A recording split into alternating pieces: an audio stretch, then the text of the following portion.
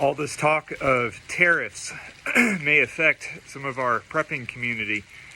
And you've probably heard on this channel before that I try to encourage my viewers and myself, I'm preaching it myself here, to try to always buy American. Now this is a tried and true Buck 119. This is a personal favorite. And Buck Knives, based out of Idaho. Historic American company. I believe they were started just before World War II by a guy, Mr. Buck, who was making knives for the soldiers in the basement of a church. And I've shared before in my other videos that I'm a third generation Buck owner. My grandfather carried a Buck. My father carries and uses Bucks all the time. And I use this one often, especially for deer hunting. But I will share that I've been a little disappointed with the company for the last couple years. Going on their website, their American-made line has dwindled.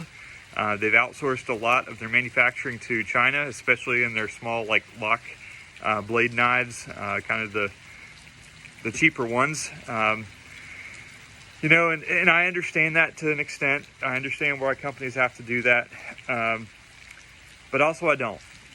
You know, I think that Americans should save up their money and invest in something that is worth investing in, especially if it's a piece of gear this important that could not only, you know, provide food for your table by, you know, butchering and so forth, the game that you harvest, but it could actually save your life in different circumstances.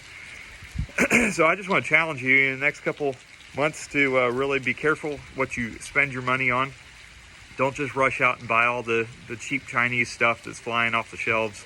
You know, actually save your money and invest in the American worker, and the American companies and the American products.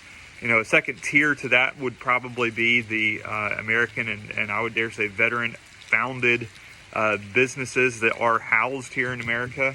They may have outsourced some of their manufacturing, but the double don't, I think, is investing in the companies that are based in other countries that also have manufacturing in other countries. Just, you know, we've got to bring that manufacturing back to America. We've got to invest in our economy. Another way you can invest, Luke, come on over here, buddy. Luke, show them what you got. Or you can be a part of the manufacturing process yourself. Luke got to make this almost 2 years ago now. A blacksmith friend of ours was doing a cool demonstration at a church. And so what's that made out of, Luke? A horseshoe. A horseshoe. So that is recycled steel. So it's definitely American made because you made it. You're an American, right? Yeah. That's right. And you've got to skin some deer with that, right? What else have you gotten to do with that knife? You whittle? Whittle, yeah. Learning bushcraft stuff? Yep. Yeah, that's a great little knife to learn on. And that's even a great size for an adult to carry, isn't it? Yep. Yep. As long as your hand can fit in the hand.